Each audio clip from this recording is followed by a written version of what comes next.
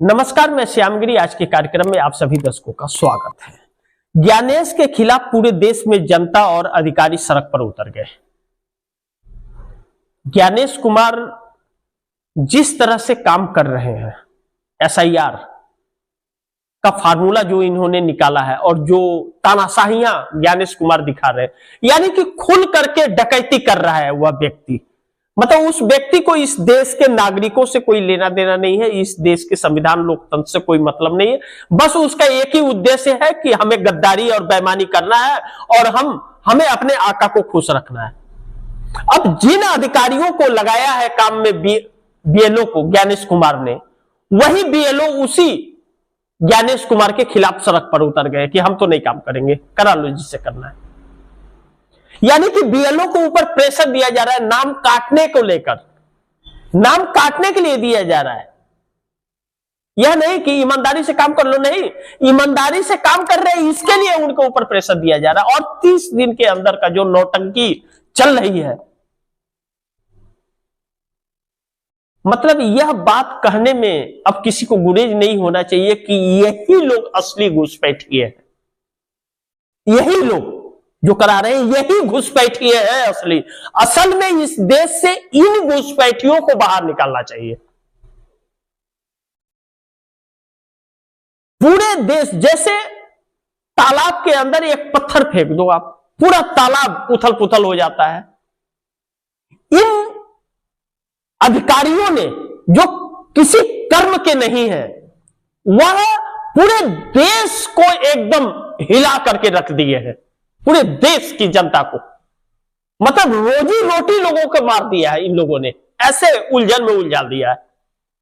पहले महामानव उलझा दिए नोटबंदी में, फिर कोरोना में सबको बंद कर दिए, ताली थाली बजवाने लगे।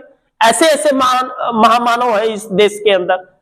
और अब ऐसे अधिकारी आ गए हैं कि जो पूरे देश को उथल पुथल मचा दिया है। अब ऐसे में ज्ञानेश कुमार के खिलाफ जनता सड़क पर न उतरे तो क्या करे? जब कहते हैं कि जब अपने पर आती है तो हर किसी को ज्ञान अपने आप आने लगता है, अकल काम करने लगती है। तो जब अब सबका नाम कट रहा है, पार्टियों के कार्यकर्ताओं का नाम कट रहा है, तो पार्टियां उठ उठ करके खड़ी हो रही हैं।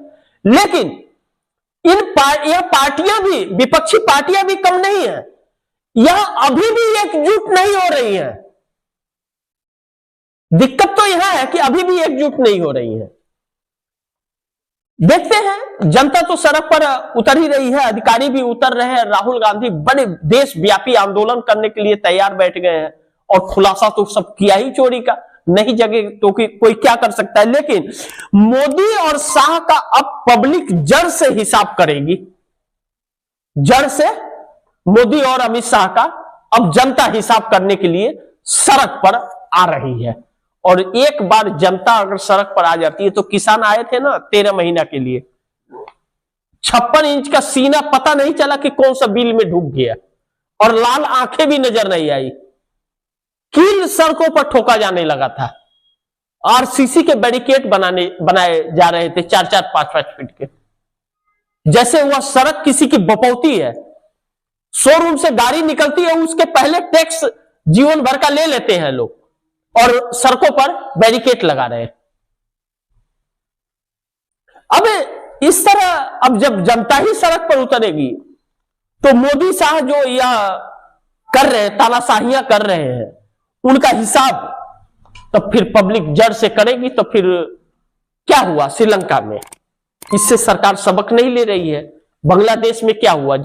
इससे हमारे देश की सरकार सबक नहीं ले रही है। हमारे पड़ोसी देश में नेपाल में क्या हुआ? हमारे देश की सरकार सबक नहीं ले रही है, तानाशाहियों पर उतरी हुई है। तो तानाशाही तो हिटलर का भी नहीं रहा, बहुतों तानाशाह आए और चले गए। तो अब जनता जड़ से हिसाब करेगी, क्या हिसाब करना है। लेकिन मोदी साहब पूरे देश को गुलाम बनाना चाहते हैं ज्ञानेश कुमार की मदद से, क्योंकि जब जनता वोट नहीं इन्हें दे रही है, तो इन ऐसे नेताओं को जब जनता जिसे नहीं पूछती है, उसे एसआईआर की जरूरत पड़ती है, वोट चोरी और डकैती की पड़ती है। वही कार्य एसआईआर के तहत हो रहा है। भाई अगर करना है तो आप आधार कार्ड से लिंक कर दो। देखो अभी कैसे फर्जी वोट खत्म हो गए। एक आधार कार्ड से लिंक होगा, फिर दूसरा आधार कार्ड तो उससे, दूसरे आधार कार्ड तो उसमें लिंक होंगे नहीं, एक ही नंबर से लिंक होगा। तो यह आसान तरीका होगा, तब तो फिर चोरी खत्म हो जाएगी, वोट चोरी नहीं हो पाएगी। लेकिन जो किया जा रहा है एसआईआर के तहत, जो फॉर्म दिया जा रहा है, फॉर्म की जानकारी सबको नहीं है, बीएलओ तक को नहीं है कैसे क्या भरना है, और बीएलओ काम कर रहे हैं और सब धरना प्रदर्शन कर रहे हैं। फॉर्म कहीं अभी तक कहीं कहीं पहुंचा भी नहीं है, कह रहा है कि हो गया सब, अब 4 तारीख को खत्म है एसआईआर, फिर 9 तारीख को ड्राफ्ट आएगा।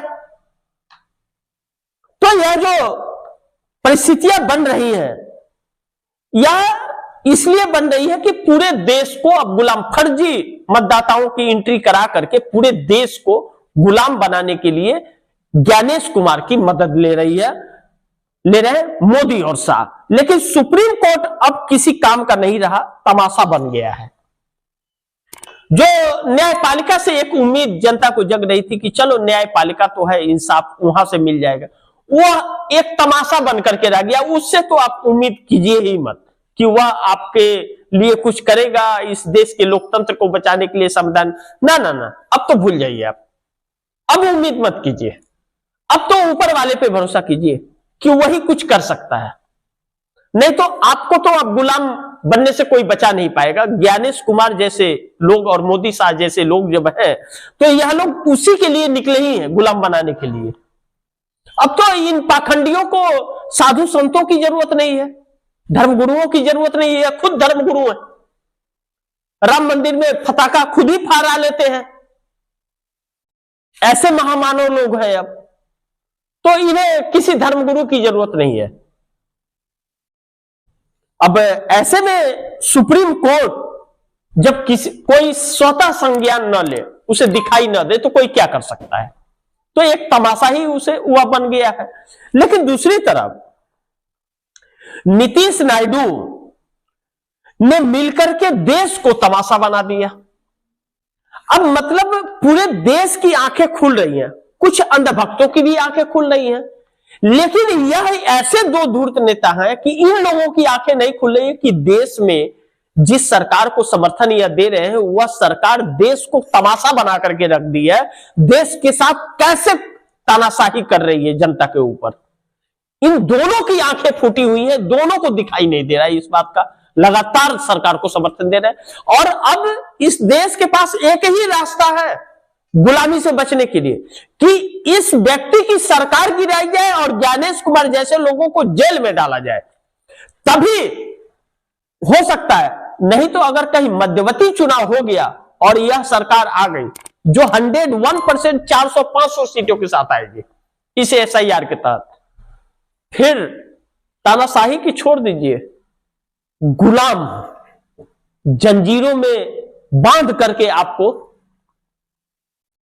भैंस बैल के तरह काम करवाएगी और चवन्नी नहीं देगी आपको। इसकी नीयत, चाल, चरित्र, चेहरे यह बात बता रहे हैं। लेकिन मोदी और ज्ञानेश के खिलाफ निकल पड़ी है जनता सड़क पर। मोदी के आदेश पर ही ज्ञानेश काम कर रहा है, यह बात सत्य है, इससे इंकार नहीं किया जा सकता।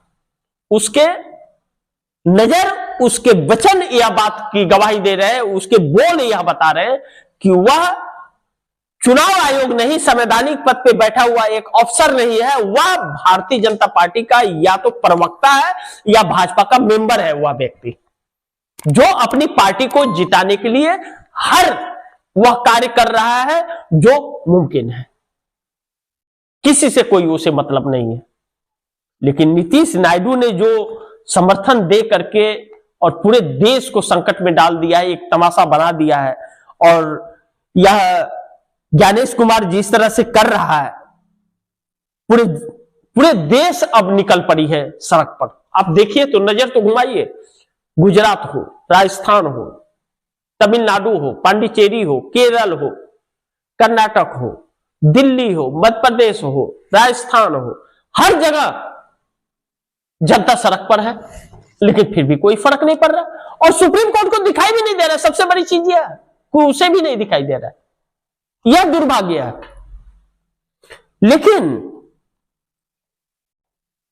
मोदी और ज्ञानेश का जनता का सब्र जब टूटेगा तो इन लोगों की छुट्टी होगी। लेकिन मोदी शाह को जनता कहीं सड़क पर दौड़ा ना ले, सब्र का बांध टूट रहा है पब्लिक का।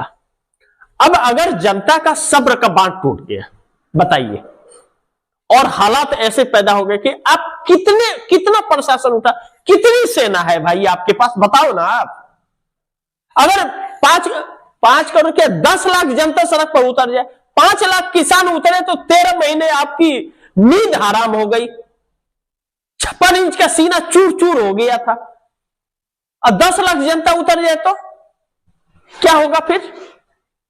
तब तो नजर नहीं आएंगे कहीं। तो यह दावत दे रहे हैं, लोगों को मजबूर कर रहे हैं। इतना स्वार्थी हो गए हैं कि लोगों को मजबूर कर रहे हैं कि आप आइए सड़क पर और हमें दौड़ाइए। वक्त बड़ी तेजी से बदल रहा है, कहीं ऐसा ना हो कि लेने के देने पड़ जाए ज्ञानेश को भी और मोदी साहब को भी। कहते हैं कि जब सब्र का बांध टूटता है तो तूफान मच जाता है, और जब विनाश होना होता है तो बुद्धि भ्रष्ट हो जाती है। कहीं वही वक्त तो नहीं आ गया है? देखना बड़ी महत्वपूर्ण होगा। लेकिन आप दर्शकों की क्या राय है, क्या सुझाव है, कमेंट बॉक्स में जरूर दीजिएगा। इस खबर को ज्यादा से ज्यादा शेयर कीजिएगा, अपने दोस्तों को भी कहिएगा आगे शेयर करें। आपने अगर चैनल को सब्सक्राइब नहीं किया, सब्सक्राइब कर लीजिए। अपने दोस्तों को भी कहिएगा चैनल को सब्सक्राइब करें। मिलते हैं अगली खबर के साथ, तब तक के लिए नमस्कार।